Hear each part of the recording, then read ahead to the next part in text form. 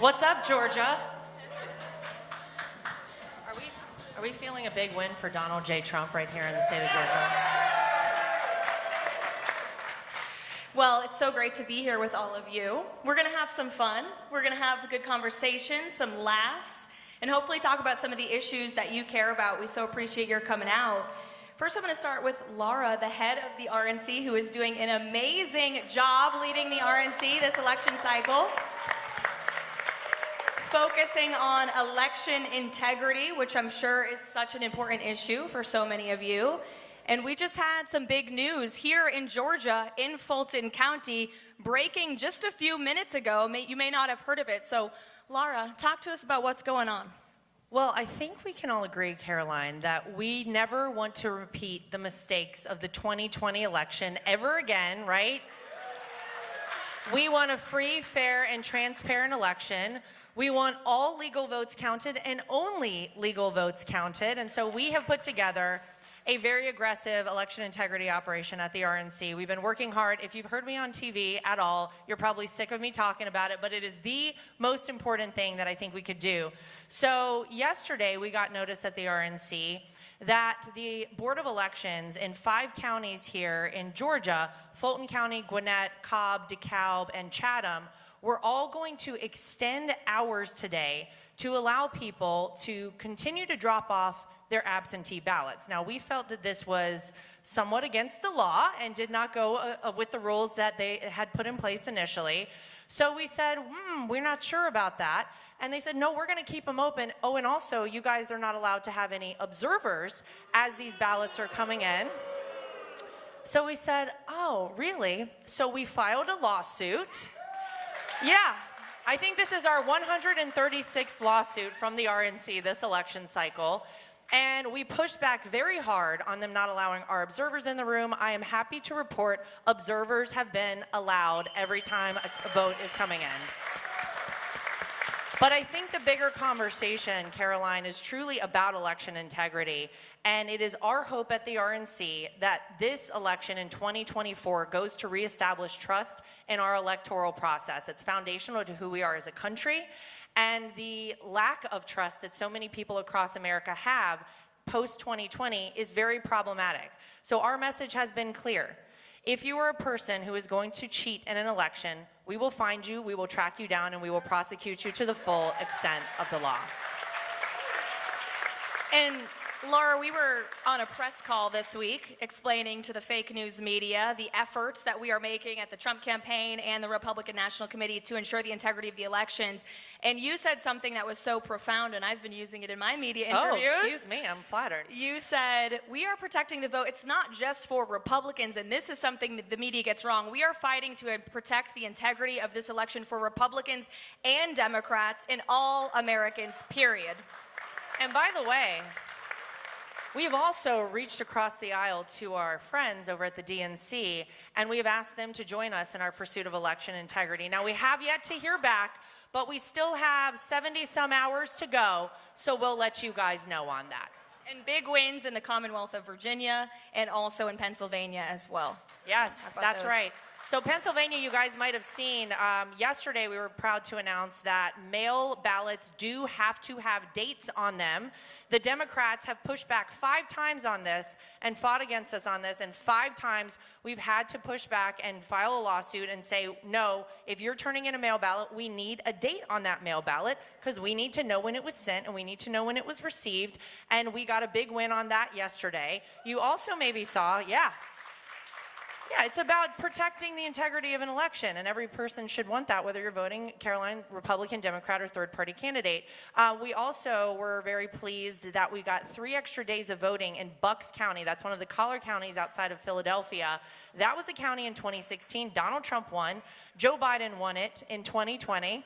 And we would like to win it back again. So we are very excited that we now have outpaced the Democrats in our voter registration there. There are more Republicans there registered than Democrats.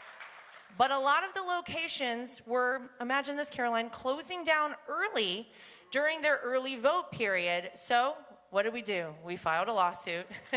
And we won. And we won. And they got 3 extra days of voting there. And you guys probably saw in Virginia, Governor Glenn Youngkin who, by the way, turned Virginia red, and we're trying to do that again right now. That's where Donald Trump is, at a rally in Virginia right now. He wanted to make sure that people who self-identified as non-citizens were not going to have the ability to vote. It turns out the Supreme Court agreed with him, and indeed, those non-citizens are not going to have an opportunity to vote. So big election integrity wins going on. We're watching. Well, aside from election integrity, which, as Lara said, has been the utmost priority of President Trump, the campaign, the RNC, we are now in the final days, and we've seen a real shift in the closing message of the Harris campaign. I think it's safe to say the joy has left the campaign headquarters at Kamala HQ. I can tell you there's a lot of joy at our HQ down in West Palm Beach, Florida.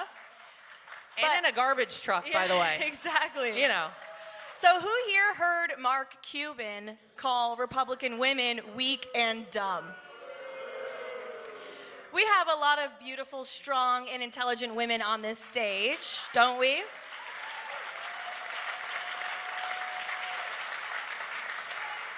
And every one of them responded personally with a video to Mark Cuban's comments. So I'd like to start with you, Danica, if we could kick it to the end. Talk to us. How did you feel when Mark Cuban called you weak and dumb? This is because I have my arms out, isn't it? That Yes, you went girl. to me first. Show them off now. Not so weak. Of course, we know that weak is not necessarily the strength that we have in our muscles, although it does help. It shows discipline and commitment. So it is something, but look, I think it was a really unintelligent comment, and I feel like there's such desperation on the other side. And so to encompass all women that support him and say that they are weak or unintelligent is just wildly wrong. And or Joe Biden calling everyone garbage that supports him.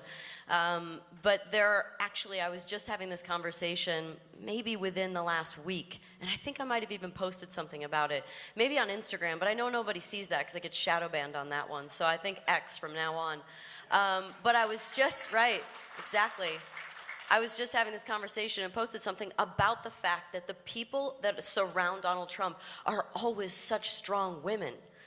They are excellent at what they do. They are articulate. They're amazing human beings. And so it's very ironic that he would go and say something like that not long after, because it's just the opposite. And I feel like that's what you see from the Democratic Party. It feels like such a party of hypocrisy right now. Literally, they say that we are the weak ones. We are the strong ones. And that's what we're here to show you. Well, very true. And thank you, Danica, for joining us on the campaign trail this year. It's been so great to have you and have your voice. And nobody knows the hypocrisy of the Democrat Party arguably more than Tulsi Gabbard, who is officially a Republican. Aloha. Thank you for the sign.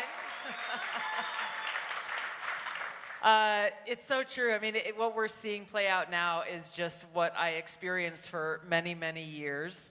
I remember going back to 2016 when Hillary Clinton was running for president, and I was a vice chair of the DNC. I resigned so that I could campaign against her and warn the American people about how dangerous she would be as commander-in-chief. And over I got asked by people in the media, people in the party leadership, how dare you, as a woman, not support this person who could break through the glass ceiling and be the first female president? And my response to every person who asked me this question is, I'm offended that you're reducing me and my intelligence to my body parts. I experienced over and over in 2020 when I was a candidate for president on the Democratic ticket, how really when it comes right down to it, Danica said it perfectly, it is the hypocrisy for a party that claims to stand for women, that claims to be the feminists, that claims to want to lift up women in every possible way. Turns out they only like a certain kind of woman, and that certain kind of woman is one who will spout their talking points, toe the line, and do whatever it is the powers that be in the Democrat Party and the Washington establishment want you to be. So knowing that, one of the many reasons I left the party, I was never going to fit in that environment, but it shouldn't be a surprise to us that they chose Kamala Harris to be their nominee, because she is doing exactly that. She is reading the talking points, literally, gets lost when the teleprompter freezes and stops working, And it is the continuation of the kind of figurehead political leaders that they seek out, people who they know that they can control. And this is, to me, what's so dangerous about a potential Kamala Harris presidency. And I can say this as a person who continues to serve in uniform in the Army, as a veteran of multiple deployments. It's quite terrifying to think of a Kamala Harris as commander-in-chief who is being fed orders by someone that voters never elected, number one. And number two, someone who will feel the need to mask her insecurity and weakness in order to try to project strength and use my brothers and sisters in uniform as the means of doing so. So it's those, among many reasons, why I'm so committed to helping get President Trump reelected and sent back to the White House.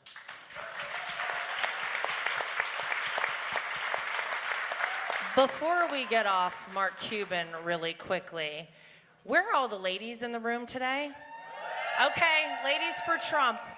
Let's just say this. It takes a very smart and a very strong woman to look past the lies of the mainstream media, to look past the manipulation of the Democrats and their allies, Hollywood, all of it, to do the research, to find out about a candidate and make your informed decision as a woman, as an American citizen, and say, yes, I am voting for Donald J. Trump. So congrats to all the ladies in the room today.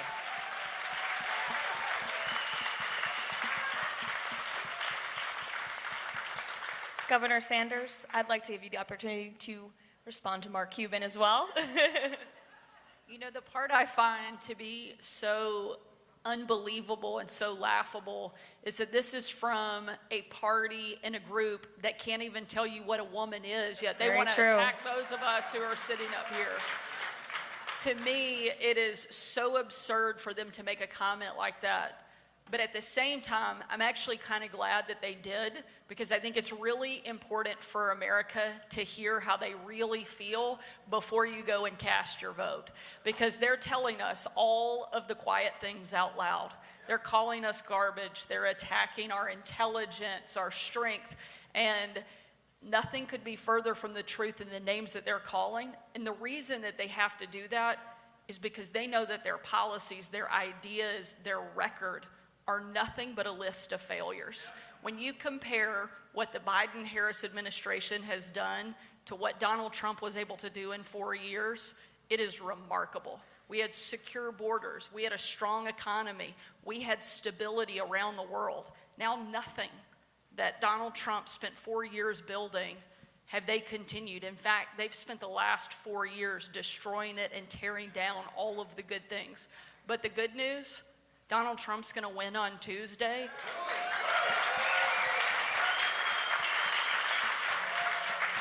And America will be reminded what a difference it means to have a true, strong leader who actually loves our country and is willing to stand up and fight for it. And nobody will do that better and more and with a greater sense of mission than Donald Trump when he wins next week.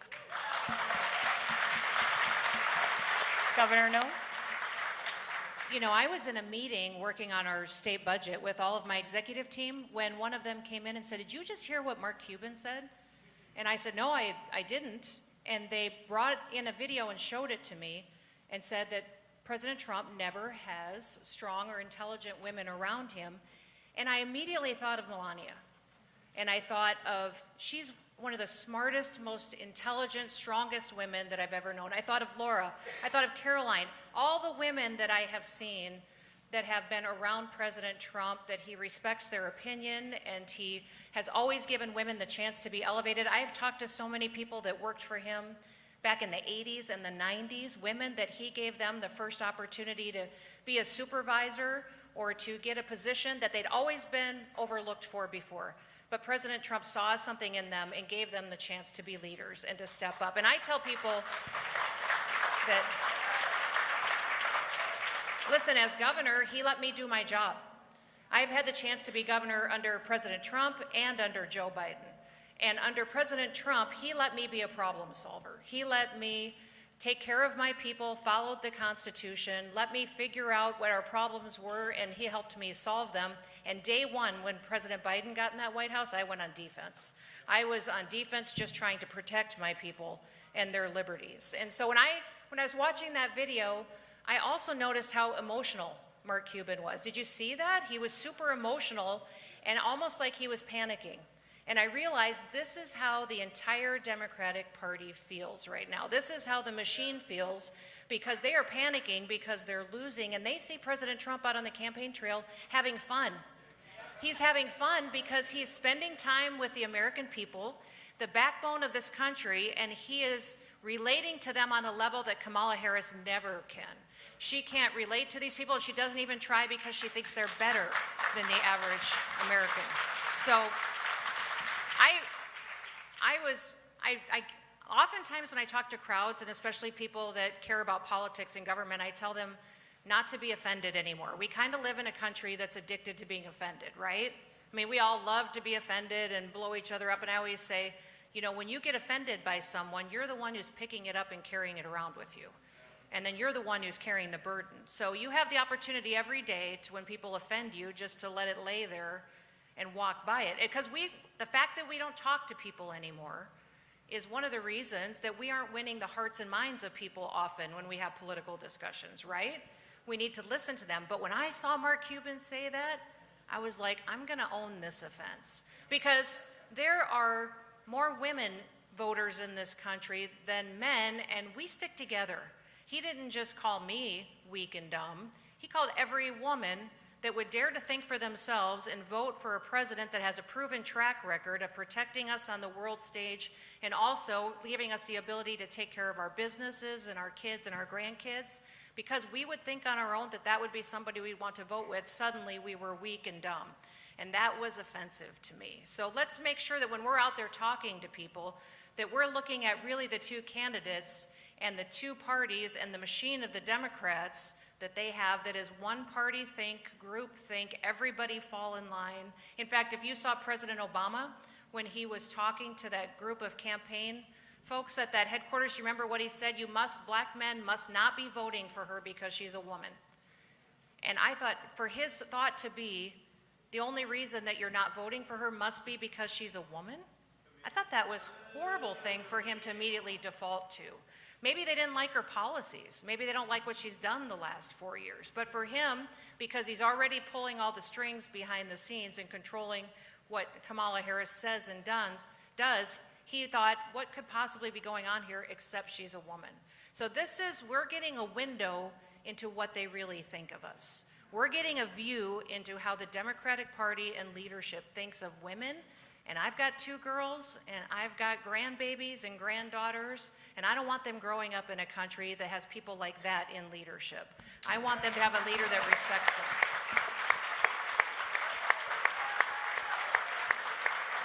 I'd just like to thank The View for all of their excellent content that they've provided to us.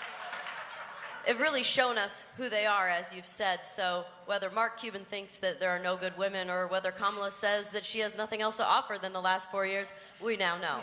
They are writing the script for us, that's for sure. I would also say to Mark Cuban, watch how this group of smart, strong women gets Donald Trump elected 3 days from now.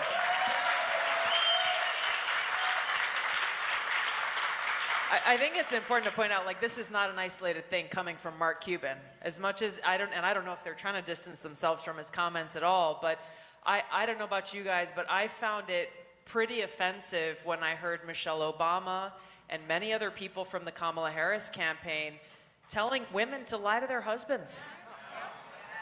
There's a commercial about that. There's literally an ad. ad. Yeah. Like, this is their narrative, is basically that saying but not saying, you're too weak to have an open dialogue and conversation with your boyfriend or your husband or your partner, so you should just sneak around their back and smile and lie to them about who you're voting for. I found it completely demeaning and something that reinforces exactly what Mark Cuban is saying.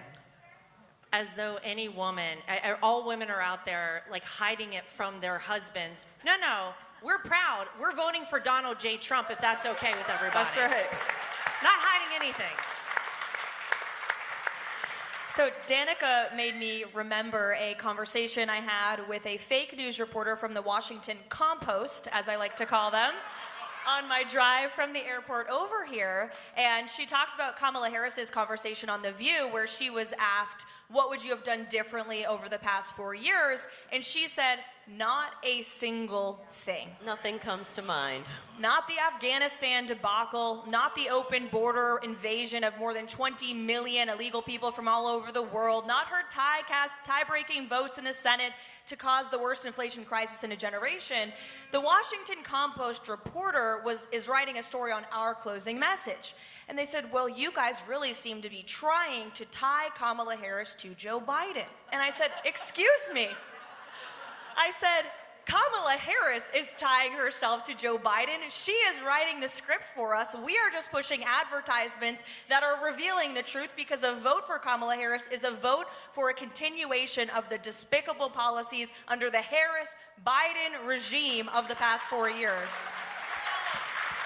And it leads me to my next question. How amazing is it that we have two wonderful Republican women governors sitting on this stage right now?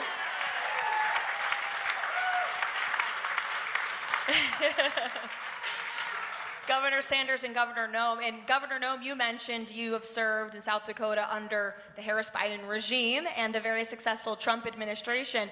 I think it'd be interesting if both of you could point out how you have seen the policies of this administration in Washington, D.C. impact your constituents at the state level, how the heavy hand of the federal government has hurt your state. Governor Noem. You know, when President Trump was in the White House, I was so thrilled because I was passionate about tax reform.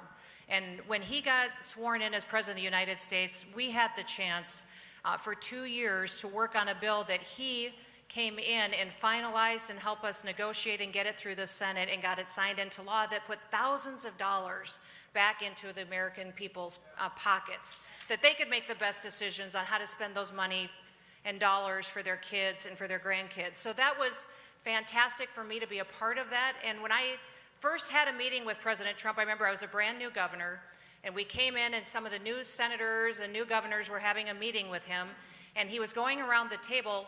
I was sitting next to him, and so I knew I was going to be last. And people were asking him what they needed help with. What were some problems that he could help us solve? And I remember watching as we went around the table, some people were talking kind of long, and that kind of irritated him. You could see he was kind of squirming a little bit.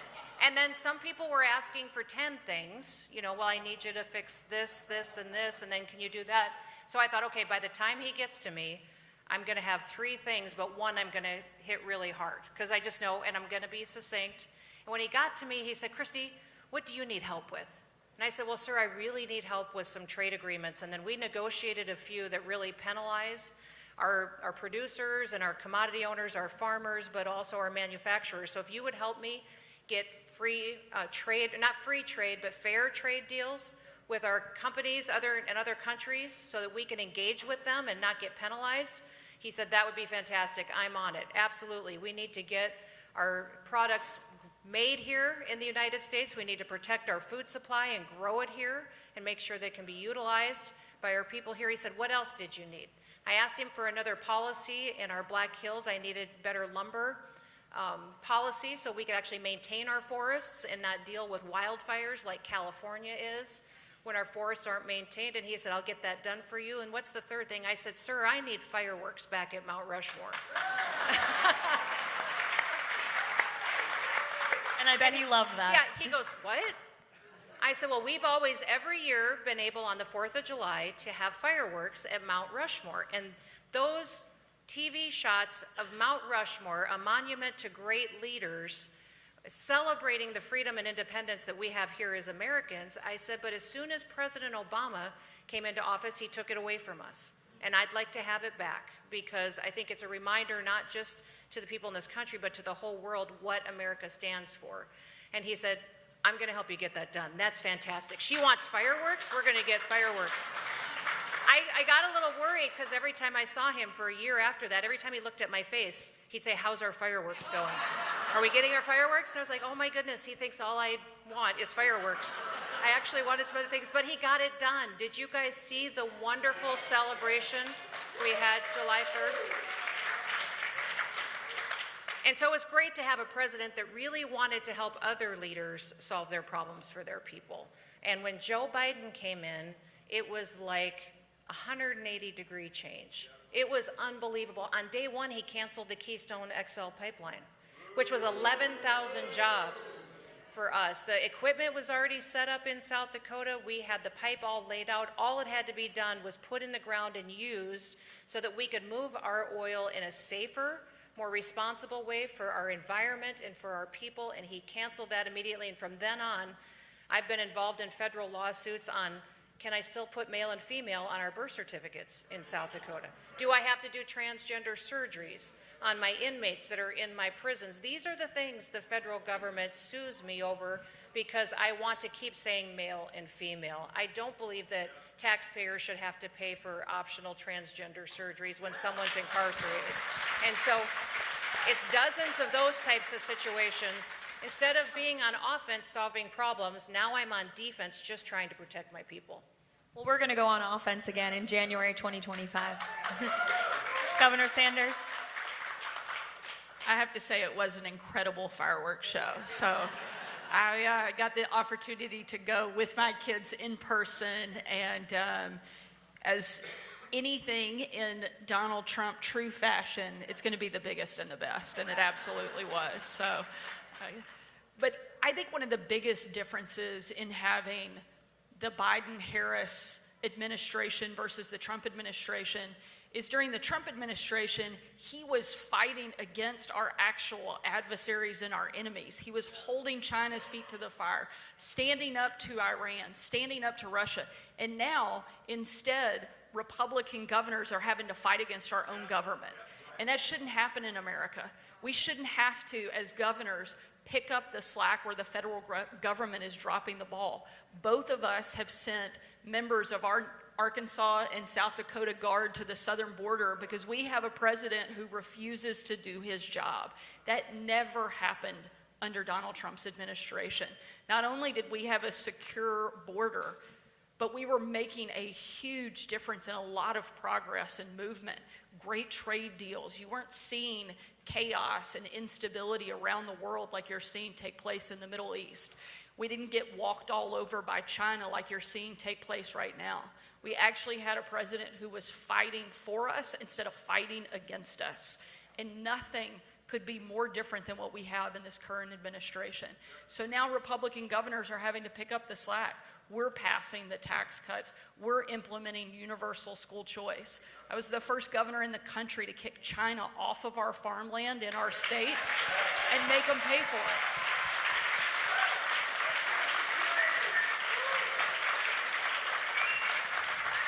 And when Donald Trump was in the White House, he was leading on those things. Now we don't have a partner. We have somebody we're having to constantly battle. And that makes a real difference. We need somebody in the White House who loves our country and who understands what makes it so incredibly great. The reason America is the greatest country on the face of the planet is because it's the freest country that the world has ever known. And we no longer have a government that understands that. Not only do they not understand it, but they're not willing to do anything to protect it. I want to make sure that my kids and every kid growing up in America gets to enjoy the same freedoms that I do. But now we have a government that's working hard to take them away instead of fighting to protect them. We will not have that any longer when Donald Trump steps back into the White House. We will have a fighter for all Americans. You know, we're talking so much about how Donald Trump is going to do such a good job and bring the country back, but I truly believe it could be better than it's ever been.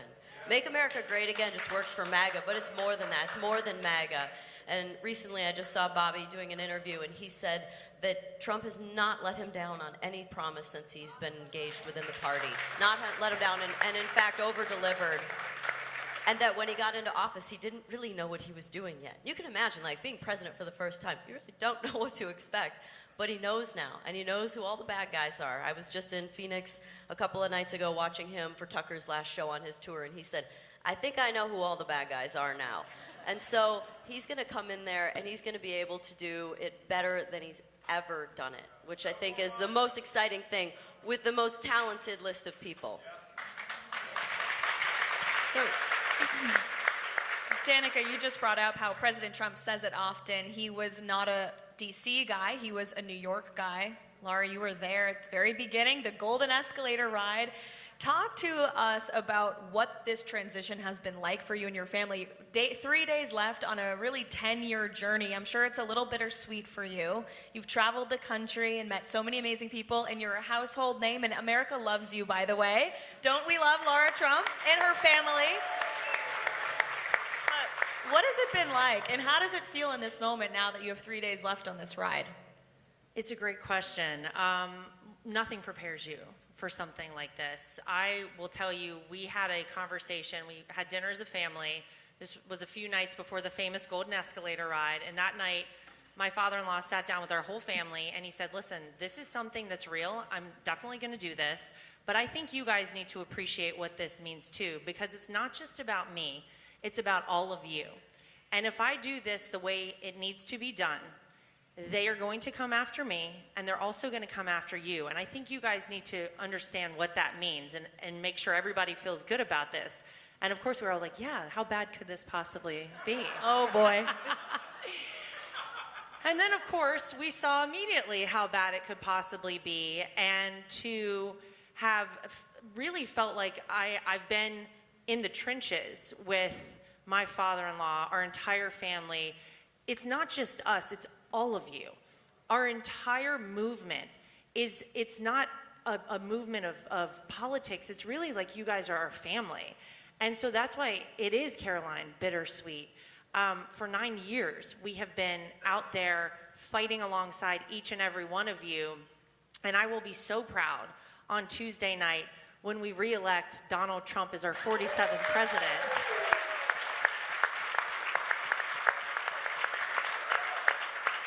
But for me personally, look, I think I probably grew up like most people in America did.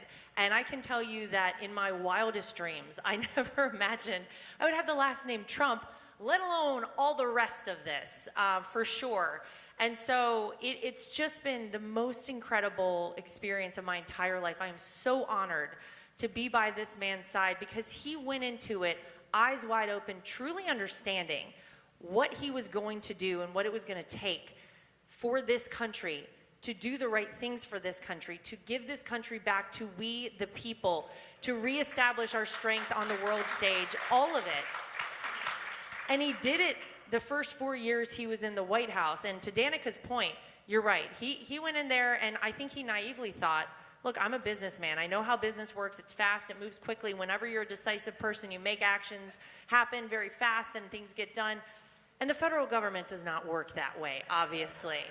So he had to adapt and he had to learn, and he didn't know all the people to place in these positions, but he knows now.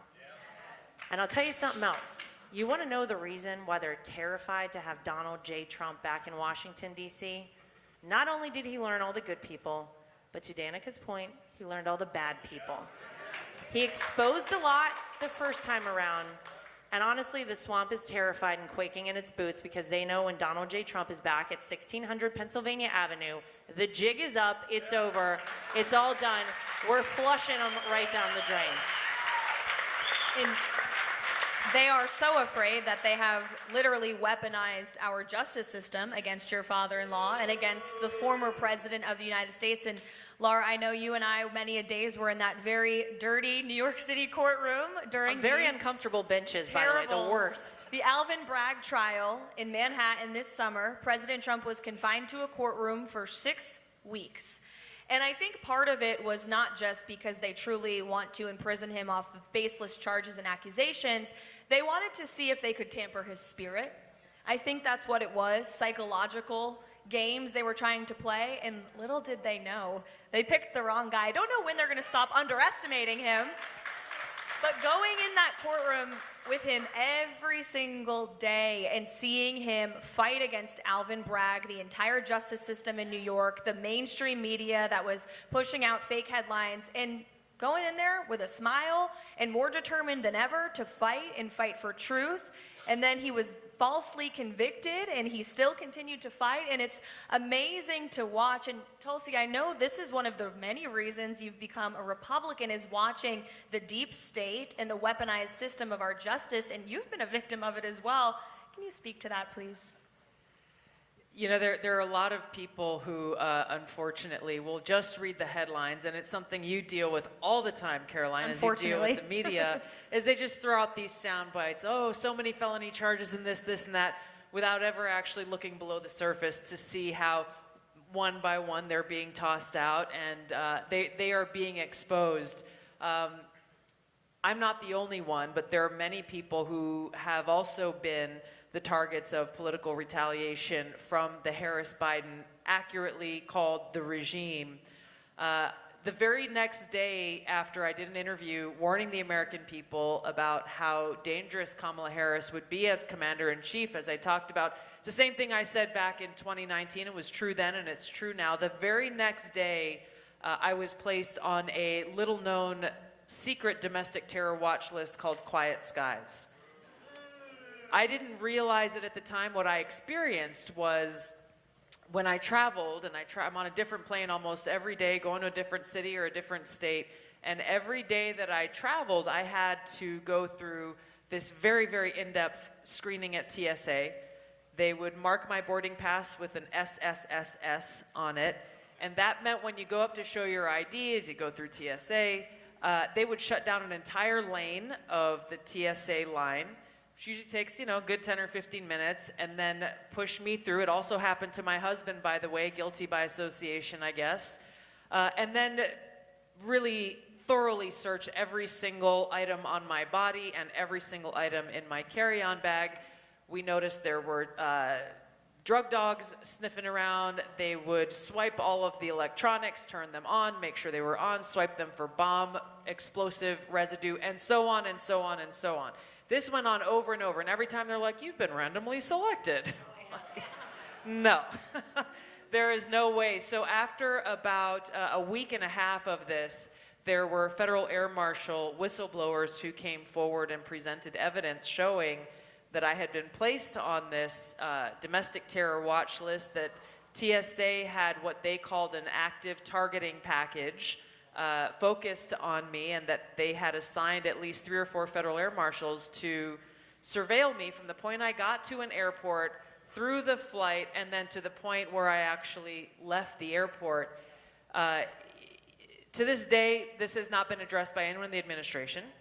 I did an interview with Dana Bash shortly after this happened and brought this up. She's like, oh, I've never heard about this. Pretty convenient. She said, of course you haven't, Dana. Exactly. She said we should follow up on this. That was like 2 months ago. We sent a message yesterday saying, what happened to the follow-up, CNN? The point is, the propaganda media is working in force to push the Kamala Harris narrative that President Trump and those of us who support him, those of us who are exercising our right to free speech, those who may be peaceful pro-life protesters, anyone who criticizes their government is seen as a traitor, as an opponent, as someone who must experience their retaliation, sending the message that if you go against us, you may be next. And that to me is again, going back to the hypocrisy. These are coming from people who claim to stand for freedom, who claim to stand for democracy. Kamala Harris says she is the defender of democracy, that they protect the rule of law, but we have to recognize that every one of the things that they say they stand for, she says that they're the ones who secure the border. The list goes on. In every single one of these instances, it's an intentional distraction tactic, hoping that we don't actually pay attention to the fact that they are doing the very things that they accuse Donald Trump of doing. Always. And how shameful that the regime, as we call it, went after you, a veteran of this country who honorably served in our military. It's despicable. It was interesting. At one of these stops, I asked, I was talking to the TSA supervisor. I had used my military ID that day to go through TSA, so he's holding it in his hand. He's like, this doesn't make sense. He had no idea who I was or involved with politics or nothing. All he saw was the ID card, and he's like, you're in the military. you should not be getting this treatment. I said, I know. You said, Google me, buddy. You'll understand why. But the interesting thing was that he said that, they get people coming through who get this treatment every now and then, but he noticed how after President Trump was elected, that there were a number of people that he knew personally who never had this screening before, and all of a sudden, when they spoke out for President Trump, they were now part of the random selection. Exactly. It is intimidation, and it is interference and an undermining of our democracy. And this is, and I want to hear from Danica because she's never voted before in her life. She just voted for Donald Trump. But I'd love to hear from you, Danica, because I know there are a lot of people that I meet along the way who feel hopeless, who don't vote because you feel like your vote doesn't matter, your voice won't be heard. But I think there are a lot of people maybe who are in your situation that you could speak to who aren't sure how they're going to vote in this election. Thank you. And I'm so sorry for all of that. Can you believe that she's being treated like this as someone that serves in our country? She's a lieutenant colonel right now. Exactly. Look, this is the first year I voted. I was a race car driver, and In a badass one. I didn't have a lot of time to put forth towards politics or understanding it all. But look, I'm a person of pride and integrity and honesty. And I mean, when I was a kid, I had that USA jacket with the flag on the back and the USA down the arm. If I wore that now, I'd be making a political stance. That's wild. I have a shirt on that says Proud American. I'm making a political stance. That's wild. And so in December, I went to an event that Charlie Kirk put on in Phoenix called AmFest. And you guys know who Charlie Kirk is? He's done incredible things for voting, for kids in colleges and high schools. He has chapters everywhere. This man works so hard. He talks so much, he literally sucks on lozenges all day, every day. You'll notice if you see him talking these days. But I went to his event in December with my sister, and I posted some pictures afterwards and said, I love this country. And the backlash from that was so shocking to me that I could say something like, I didn't actually even say, make America great again. Strategically, I just said, I love this country. So what that did, because I'm a person of integrity and I'm a person of pride and I'm proud of this country, I've lived somewhere else. I lived in England for 3 years. I've traveled the world. I know how good it is here. In fact, I had an argument with somebody that lives in another country who was saying, I was having an argument about illegal immigration, and he's like, yeah, but you have an amazing country. People should be able to start a life, have a life there. I'm like, and we should pay for it? What if I came into your country and you gave me a card full of money for groceries and somewhere to live and a cell phone? Is that fair? But that's how great this country is. People see it as the most amazing country that everyone wants to be a part of. And as I think Charlie Kirk pointed out one time, there was somebody he talked to. Have you seen his little chats with the colleges? Somebody said they were going to leave if Donald Trump was elected, and he said, and he said he didn't want to be in this country if he got elected. And then he said, well, are you going to leave? And he's like, no. He's like, that's right, because it's the only country that even if you hate the president or you hate whatever's going on, you're still never going to leave. You can hate this country and still want to stay. So it lit a fire when people had this strong opinion of me saying I love this country, because I do. And I want to be able to wear that jacket. I wish I still had it. And I want to be able to wear a Proud American shirt. And I want it to mean that we're all united and that we are just proud Americans, not that I'm a proud Republican. I also have a tattoo of an American flag on my back. I'm not going to show you, but that's how much I love this country. I love it. Well, since you mentioned the topic of illegal immigration, this is arguably the #1 issue in this election. Inflation and immigration, it's what we hear everywhere we go. Who's excited to have a secure border again? And every state has become a border state in this country because of Kamala Harris's open border invasion. And what they've done at the southern border is arguably the worst dereliction of duty by any president and vice president in the history of our country. And I want to share a quick story because I know that in Georgia, you have suffered the tragic consequences of illegal immigrant crime with the slaughtering of a beautiful young woman, Laken Riley. And it's so despicable that Kamala Harris wants to be the first female president of the United States and has never taken the time to reach out to her mourning family, has never taken the time to express her condolences or to change the very policies that led to that brutal death. And sadly, Laken is not the only one. We know Rachel Morin in Maryland, Jocelyn Nungare, the 12-year-old in Texas, who was brutally raped and killed at the hands of someone who should have never been in this country in the first place. And I've seen President Trump, and I know everyone else on this stage has too, grieve with mourning mothers and fathers of illegal immigrant crime. And it was here in Georgia, just a few days after Laken's death, where we held a rally.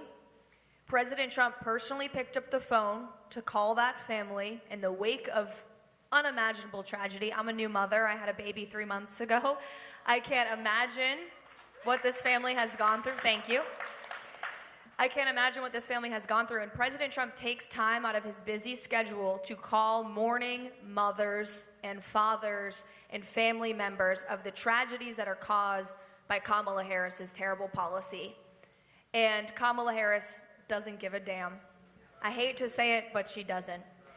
And so I'd like, especially the governors and Lara, who has seen these conversations take place, talk about that side of your father-in-law, the compassion and the sympathy that he has for families who have suffered the worst of the worst tragedies in this country. Yeah, and it's not just illegal immigration. It's, he came right here to Georgia in the wake of Hurricane Helene and wanted to check in with people here on the ground. He went to the western part of North Carolina. And I've seen him in these moments. It's when the cameras are off. It's when no one's around. And he really obviously does care about this country. Look, he is putting his life on the line to save America. I can tell you, Donald Trump never needed this job. This was a guy who was known around the world, had made his fortune, had fame. He was a household name, and he had a great life. And everybody seemed to really like Donald Trump. And he knew getting in a race like this, what that would ultimately mean. I don't know that he knew it would get this bad, but he knew what it would mean. And you've seen time after time, you've seen impeachments, you've seen indictments, you've seen a mugshot right here in Fulton County, which is the greatest one we've ever seen in the history of the world, by the way. Thanks, Fanny. Phony Fanny. You've seen 2 assassination attempts on this man's life, and he's still in this race and he's still fighting. And it's because he really loves this country. He really, truly cares about the American people. And, it's funny because I will never forget, this is a story that I don't tell many, but I'll never forget what I saw right after the last time my father-in-law left the White House in 2021. We flew down to Florida for the last time on Air Force One. It was very somber, very quiet. Obviously, it was a pretty tough time for all of us, probably for all of you as well, but no one more than my father-in-law. And he asked us all to have dinner with him that night. And as soon as he came to dinner, we were all kind of like, oh, I don't know what this is going to be like. What do we say? What do we do? And he sat down and he just kind of exhaled and he goes, well, I got to do it again. Oh my God. Yeah. After all of the things that had just happened to him, after all of it, he said he had to do it again because he really said, I'm not done with what I want to do for this country. And I thought that was incredible to see that he knew the day he left office that he was going to try again to come back and do what was right for the United States of America. It's incredible. And look, I know him as a father-in-law. I know him as a grandfather. My kids absolutely adore him. In fact, one of the greatest moments, I think, of their life was when I was in the other room, and of course, TV's always on in our house, and they go, Mom, come in here. Grandpa's working at McDonald's. That's it. They're sold on that. I mean, he's the greatest. And about 2 days ago, I got a text from him. I woke up at like 4:30 in the morning, because we're hustling out there, guys. We're not sleeping. I hope nobody's sleeping for the next 72 hours, okay? And I had a text from him, and he had texted me. It was like 2:17 a.m. And I was like, oh, so I wrote him back, and he immediately responded to me. I was like, oh my gosh, he's awake? Wait, this guy isn't sleeping? And then after, we go back and forth for a few minutes, and he goes, okay, honey, now go to bed, please. Like, he's still a father-in-law. And I said, I'm not going to bed. I gotta go out there and win an election for you. But he's the greatest. I'm so proud to call myself his daughter-in-law. And I can tell you, I would never have gone out there the first time in 2016 and spoken on behalf of a man. I didn't know anything about politics, but I knew his character. I knew his heart, and I knew who he was as a person. And that's what I started going out there and talking to people about.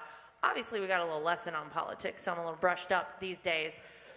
But he is one of the greatest people I've ever known, and I could not be more honored to be part of his family. I just want to mention one thing about that, because we were just talking about this earlier, and we were talking about how hard he's been working. As I said, I saw him in Phoenix just the other night, Thursday night. He was late getting there because he was somewhere else, and I think he was in New Mexico, and then he came to Phoenix, and he finished at 10:30, and at about 10:50, I swear, he goes, I don't know about you guys, but I'm having a great time.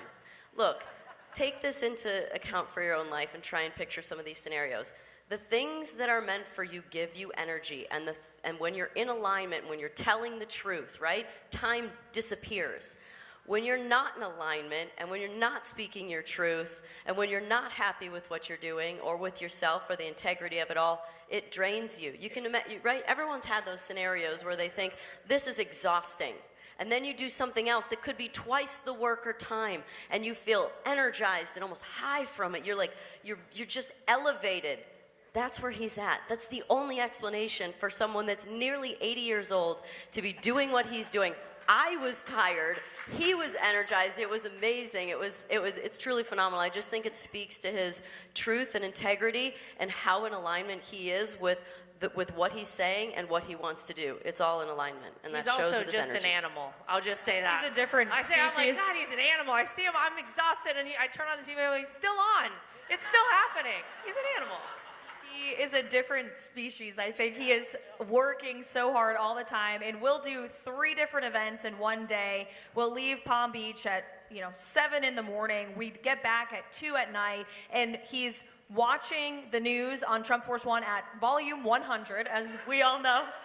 Never stops. It's never quiet. He's constantly well-read. He's always the most well-read person in the room, understanding what is going on in this country, and that's why he's such a great political leader, because he gets what all of you are feeling at home and the issues that are happening in our country. Governor Sanders, you were White House press secretary in the first administration. You were also in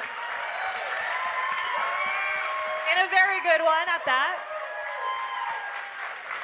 You had little children at the time. Share a story with the audience about working for Donald Trump as a working mother in arguably the most high-pressure job in the world. I hope that may be the toughest job I ever had. But it was also the most amazing and rewarding experience. And certainly, very good point about there's no one who reads and sees and consumes more information, which is one of the things that makes him a great leader. It was not abnormal to get a text from him at or a call at 12 or 1 o'clock in the morning, and then again at 4:30, and you answer the phone. He's like, have you seen the news? I'm like, no, I haven't seen anything. I was asleep. And somehow he had just a tremendous amount of energy and still does. But one of the things that I think that so many people miss about President Trump is that softer side. And Lara, you mentioned how you have seen that in him as a father-in-law to the grandfather to your kids, and I got to experience that on a regular basis. I spent 2.5 years working in the White House, and when I took on the job as the White House press secretary, as the very first mom, and only the 3rd woman to ever have that job.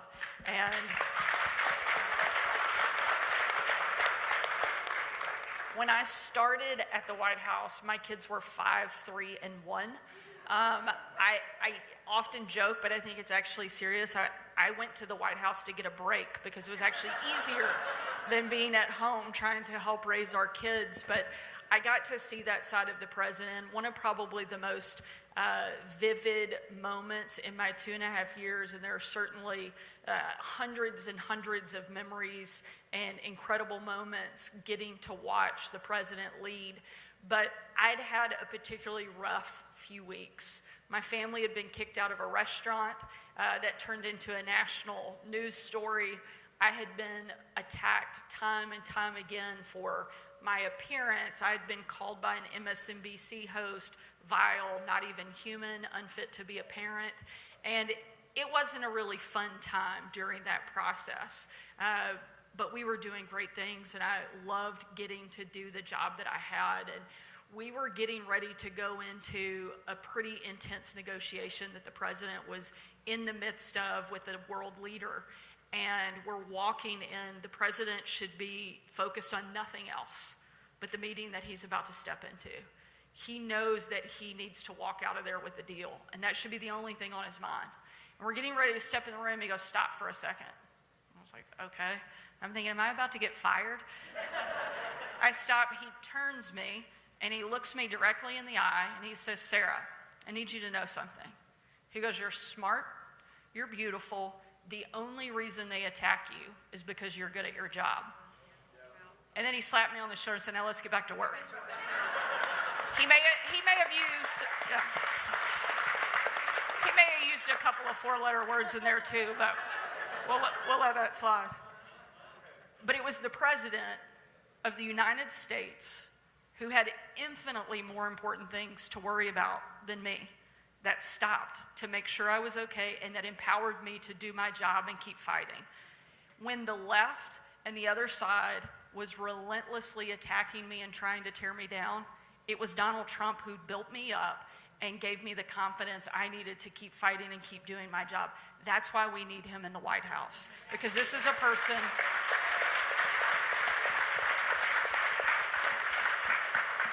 who cares about the people who he's serving. He cares about the people around him, and he's going to keep fighting, and he wants you to fight alongside him. But no one will be tougher and have more endurance and more energy and more fight in them than he does. I mean, the fact that he took a bullet, stood back up, put his hand in the air, should give every American from coast to coast confidence in this man to do the job.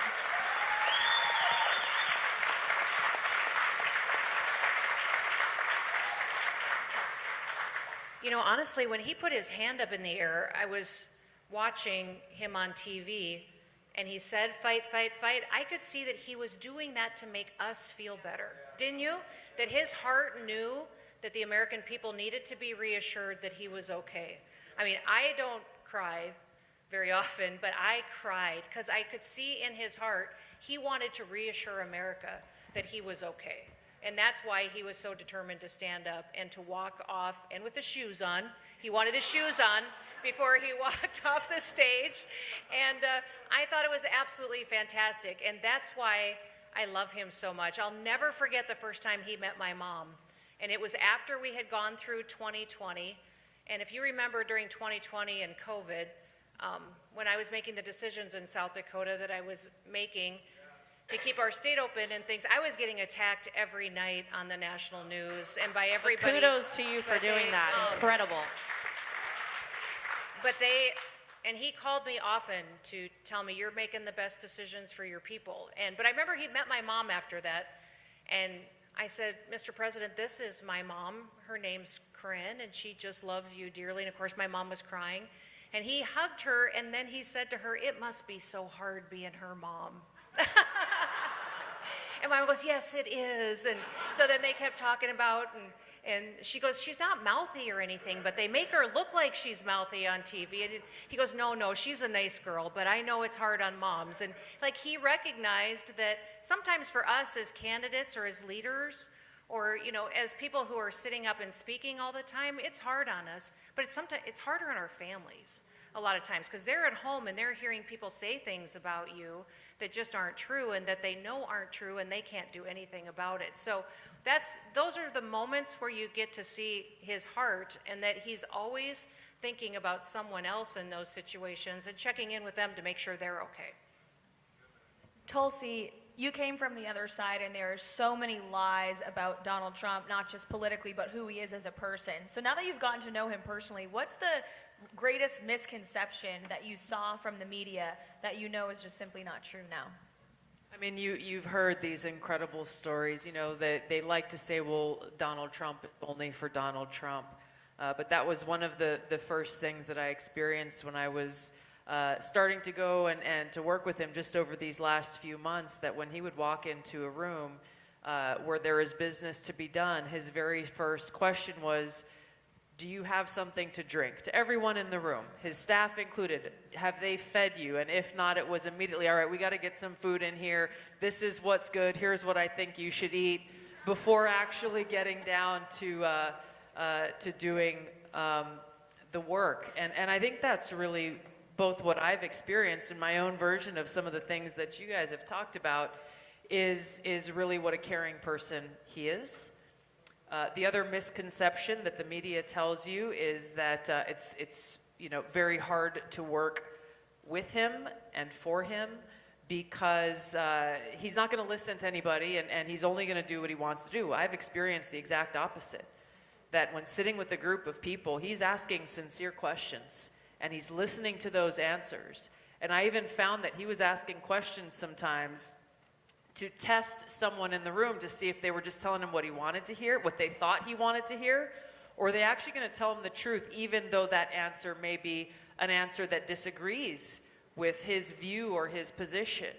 And to me, that can be rare in leaders at any level, who really do want to know, how do you really feel? Tell me why you think the way that you do, so that he can make the best informed decision. Obviously, he's going to make the decision that he feels is best for the country and that feels right for him.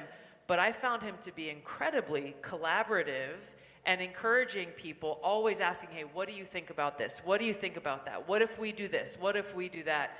And I have really grown to respect him tremendously. I kind of came and endorsed him because I believe in his policies, but really getting to know him as a person, I love being around him. I really love working with him, and I really respect his approach and leadership style. I've been around a lot of leaders, both in politics as well as in the military, who have shown me what a bad leader is and how not to be. I've experienced the exact opposite with President Trump.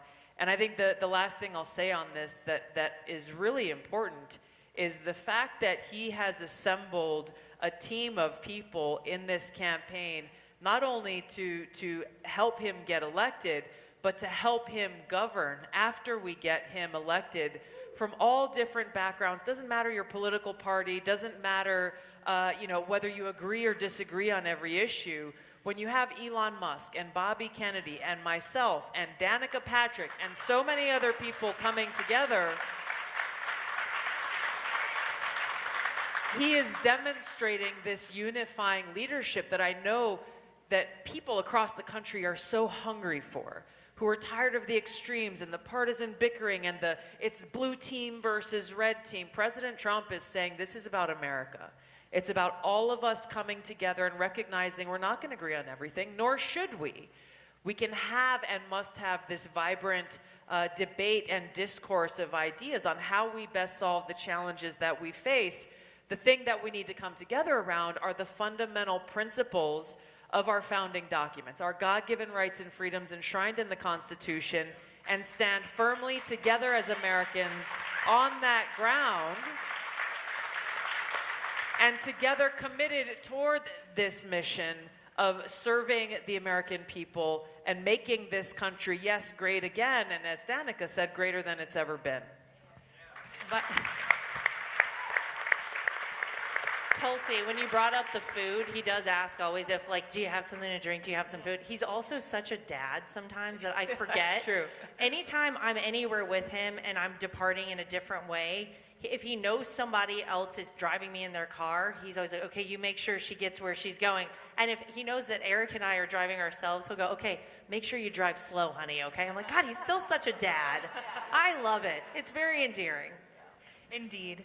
You know, I know he was giving people jobs, and he actually offered me one when I met him the other night. He's like, we need to get you a job. I was like, whoa, we're moving really fast here. But I'd be okay with some sort of like deputy of transportation, adjust some speed limits maybe.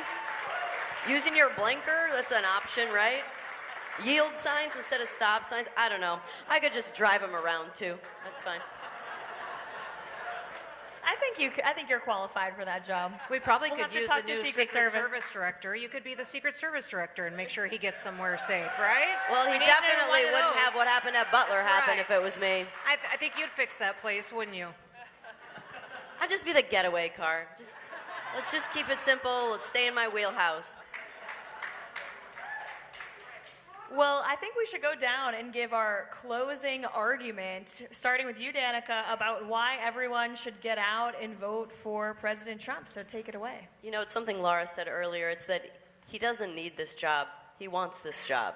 Look how many years he's put into this and coming back again. He cares about people. He cares about you. He cares about this country. I mean, how can you not when he's built the wealth and the prestige and the reputation that he has? Don't forget, everybody did love him, right? Even Rosie O'Donnell. True. So really, I think that is the thing that hits home. That's why he's the man for the job, because he wants this job. He doesn't need this job. And if somebody is willing to stand in the line of fire willingly after getting shot, then that's the person that you want standing up for you. They always say, like, you want the person next to you, want somebody that you could go to war with. You could go to war with him. And on top of it, he'll end the wars, because there was no new wars with him either. And then we can maybe keep some of that money back here and take care of, like, certain things that happen in Maui with the fire, or Asheville with the hurricane. That's the stuff that we need that money for. So end wars, but he's the one you want to go to war with, because he's the one that's going to stand up for you because he cares about you.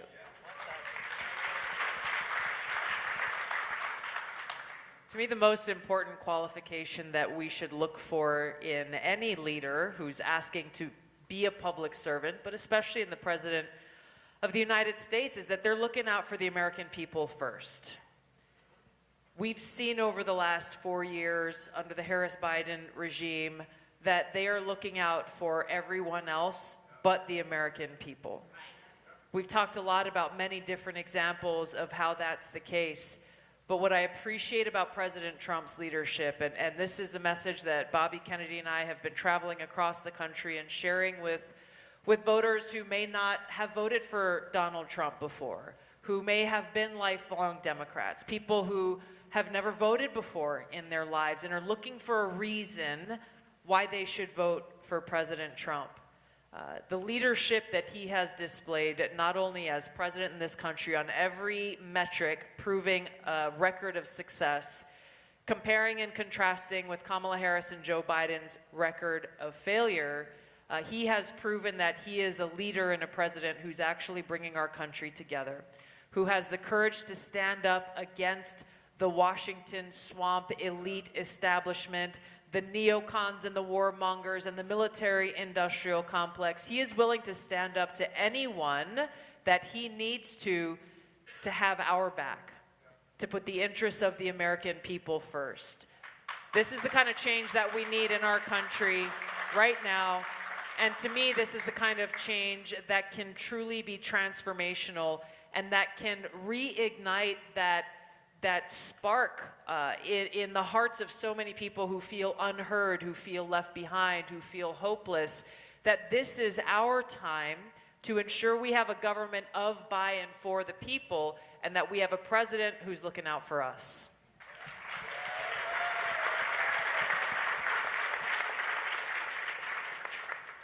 I want to start by saying thank you to each one of you for spending your evening. There are a lot of places that you could be, and you chose to be here. And I think it's because you understand the same thing that Donald Trump does. And that's that our country is at a crossroads, and we need a leader who is going to fight and defend our country. And I think one of the most important qualifications in our president is somebody who loves America and loves the people of this country. And there are very few people that love America the way that Donald Trump does. In the time that I spent working for him, I got to travel literally all over the world, and one of my favorite stories to tell because I think it encapsulates this president so well. It was Christmas night of 2018, and we had just finished celebrating that holiday with our kids and our family when I had to leave my own family's Christmas. Unable to tell them where I was going that night because the place I was going with the president was so dangerous. They didn't want anybody in the world to know he was going to be on the ground, not even for a few hours. Yet we have people who live there every day, people like Tulsi, who have served, who have sacrificed, who have put everything on the line. And this president was going to thank them on Christmas for their service. We got on Air Force One, and 12 and a half hours later, we landed in the war-torn part of Western Iraq. And none of those soldiers knew that he was coming. And when he walked into this dining hall that was packed full of hundreds of troops, you had people from every political party, every race, every religion, every part of the country represented in that room. And when the President of the United States stepped into the room, they chanted in perfect unity over and over and over again, USA, USA, USA.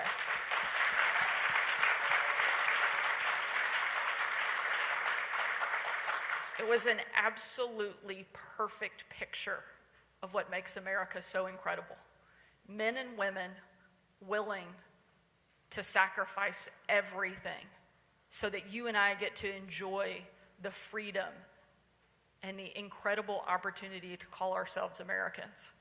And the president was walking around the room thanking each of the individual troops, and one of the young soldiers in the back of the room yelled to him, he said, "Mr. President," he said, "I re-enlisted in the military because of you." And the president said, "And son, I'm here because of you." Incredible moment to see between these two people who were serving in a very different way, but willing to do what it takes to make sure that not just each one of us, but that our kids and our grandkids get the ability to grow up in an America that still means something, an America that the world desperately needs. This world needs a strong America, and we will get that under a President Trump. We have not had it over the last 4 years, but we will get it back on Tuesday, and as Danica said, it will be better than it has ever been before, and that is why it is so important for us to show up, and not just to vote. While that is absolutely critical, and that's how you win elections, take your friends, tell the people that you know, make sure that every single person that you have contact with shows up and they vote for Donald Trump, because America and the world are counting on you. Thank you for being here tonight, and thank you for supporting President Trump.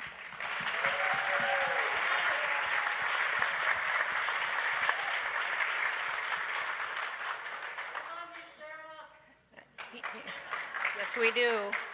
We do. Listen, when I married into my husband's family, about 80% of them were Democrats.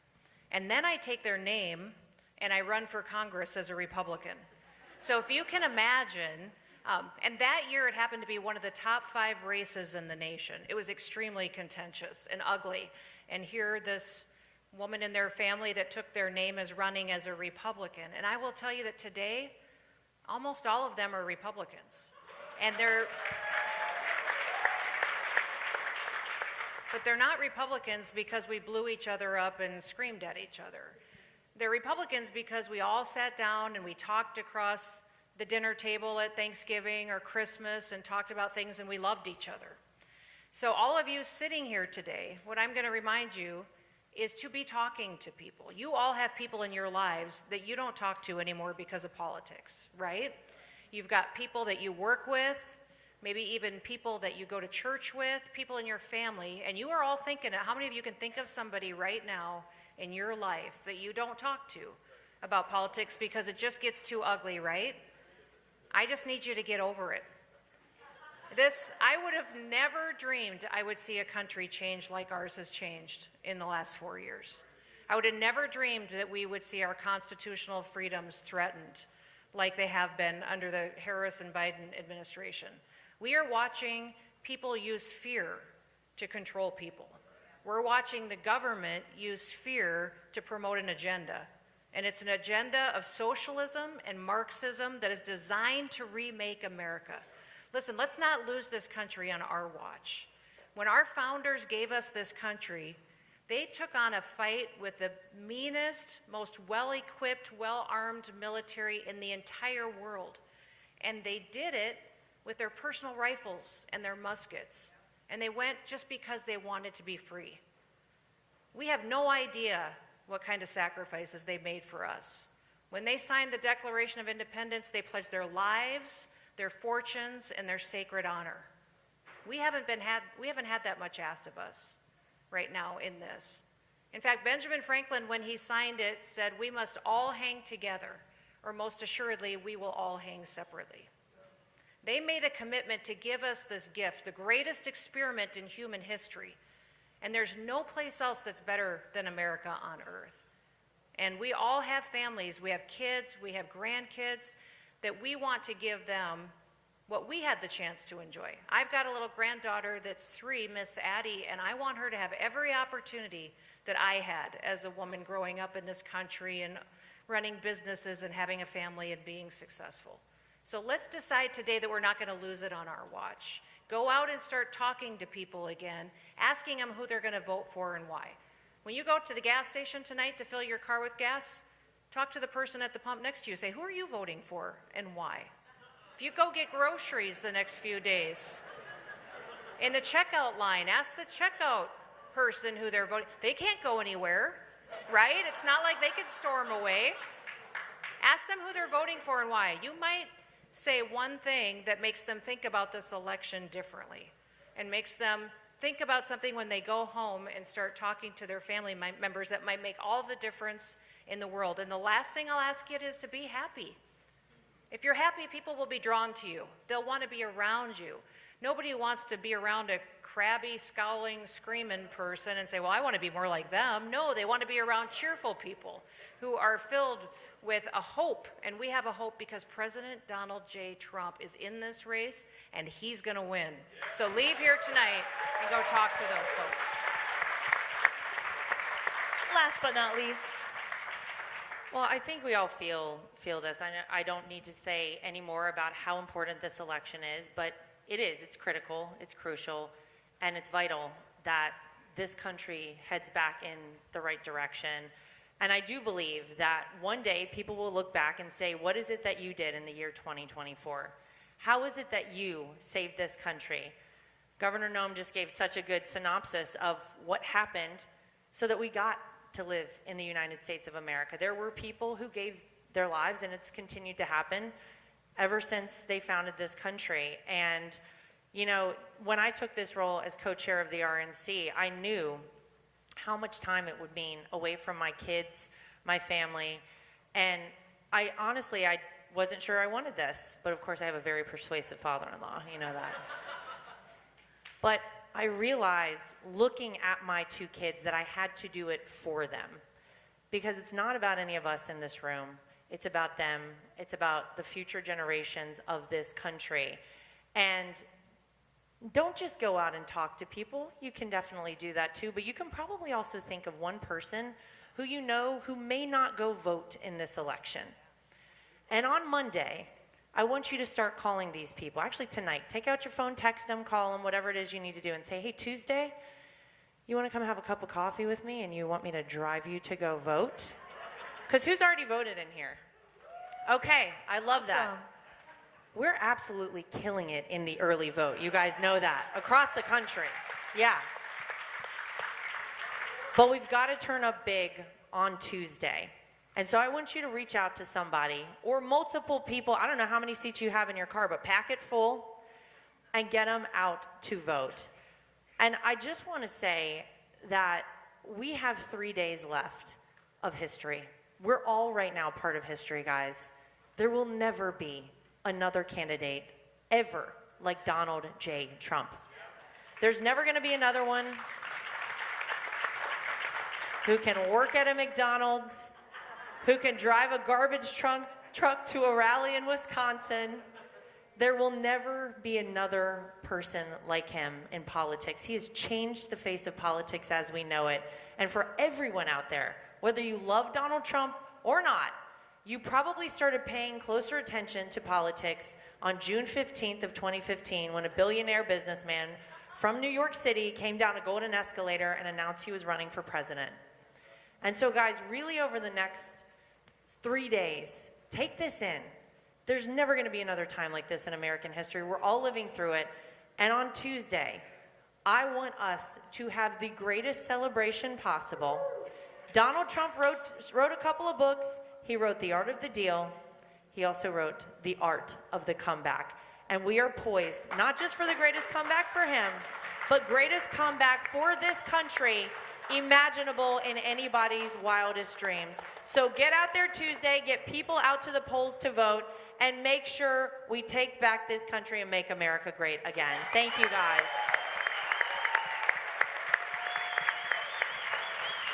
Thank you guys for being here tonight. We love you, Georgia.